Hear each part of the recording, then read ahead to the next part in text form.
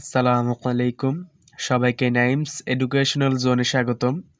আজকে আমরা এসএসসি ফিজিক্সের কাজ ক্ষমতা শক্তি অধ্যায়টির একটি গুরুত্বপূর্ণ টপিক কাজ শক্তি উপপাদ্য এই টপিকটি আলোচনা করব। কাজ শক্তি উপপাদ্যটি হচ্ছে যে কোনো একটা বস্তু দ্বারা সম্পাদিত কাজের পরিমাণ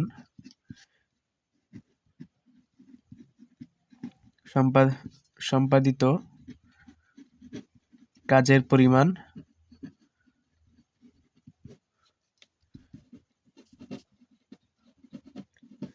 ওই বস্তুর গতিশক্তির পরিবর্তনের সমান। ওই বস্তুর গতিশক্তির পরিবর্তনের সমান।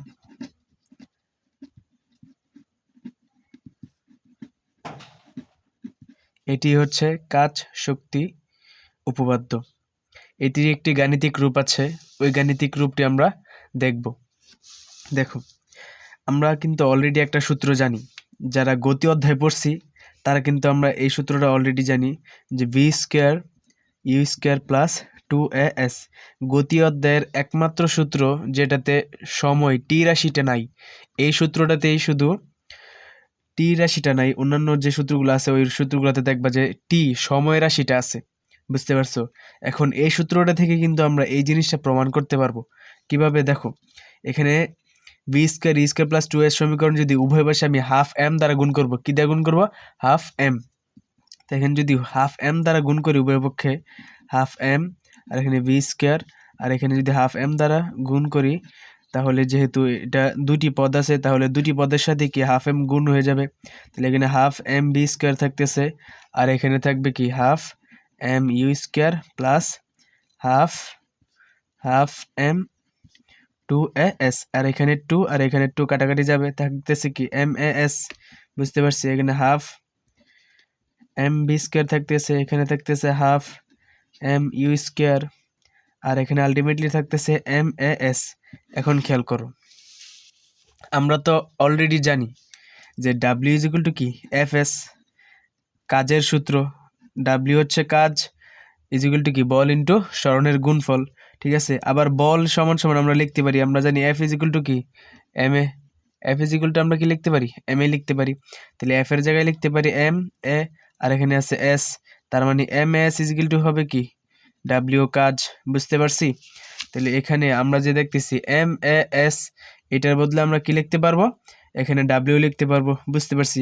আবার আমরা জানি গতিশক্তির সূত্র হচ্ছে ইকে ইজ ইকুয়াল টু হাফ কি এম বি স্কোয়ার। ঠিক আছে, তাহলে কোনো একটা বস্তু, মনে করো এম ভরের একটা বস্তু, আদিবেগ যদি ইউ হয় এবং এটার বল প্রয়োগ করার ফলে যদি তার বেগের পরিবর্তন হয়ে শেষ বেগ যদি ভি হয়ে যায়, তাহলে তার আদি ভরবেগ হচ্ছে হাফ এম ইউ স্কোয়ার এবং শেষ ভরবেগ হচ্ছে কি হাফ এম বি স্কোয়ার, এবং এই দুইটা ভরবেগের পরিবর্তনের মান হচ্ছে del E K is equal to হবে কি হাফ। আমরা জানি পরিবর্তন বের করার ক্ষেত্রে শেষ ফলাফল থেকে আদি ফলাফলটা বিয়োগ দিতে হয়। ঠিক আছে ভাইয়া? তাহলে হাফ এম বি স্কোয়ার মানে শেষ ভরবেগ থেকে যদি আমি, শেষ গতিশক্তি থেকে যদি আমি আদি গতিশক্তি বিয়োগ দিই, তাহলে কিন্তু আমি পরিবর্তনটা পেয়ে যাব। বুঝতে পারছি? তাহলে এই বিষয়গুলো আমরা যদি বুঝতে পারি, এখানে বিষয়গুলো বুঝতে পারলে এইখানে বিষয়টা আমরা খুব সহজে বুঝতে পারবো। এখানে খেয়াল করো যে হাফ এম বি স্কোয়ার এখানে রাখলাম, এখানে দেখো এই অংশটা কি হাফ এম ইউ স্কোয়ার না?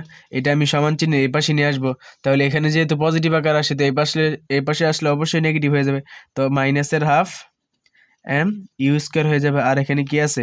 এম এ এস আছে এই অংশতে প্লাসের। এখন এই এম এস এর বদলে আমি কি লিখতে পারবো? এখানে লিখছি দেখো, এই যে M S is equal to কি ডাব্লিউ কাজ লিখতে পারি না? তাহলে এখানে কি লিখতে পারি? ডাব্লিউ লিখতে পারি। বুঝতে পারছি? তাহলে আমি যদি পক্ষান্তর করি, ডাব্লিউটা এই পাশে লিখি ওইটা ওই পাশে লিখি, তাহলে কি লিখতে পারি? W is equal to half M B square মাইনাসের হাফ এম ইউ স্কোয়ার লিখতে পারতেছি। ঠিক আছে, এইটাই তো কি, এটা কি ভরবেগের পরিবর্তন না? এখানে দেখো তো আমরা ভরবেগের পরিবর্তন এটা বের করছি না? Del E k is equal to কি half M B square minus half M U square বের করছি।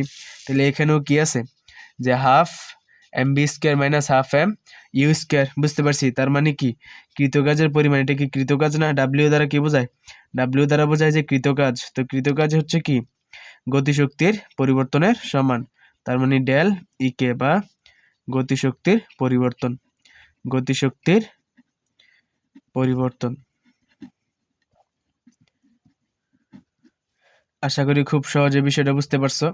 এই ধরনের আরো কনসেপচুয়াল বেসিক ক্লিয়ারিং ক্লাস পেতে অবশ্যই চ্যানেলটিকে সাবস্ক্রাইব করে দিবা। ধন্যবাদ।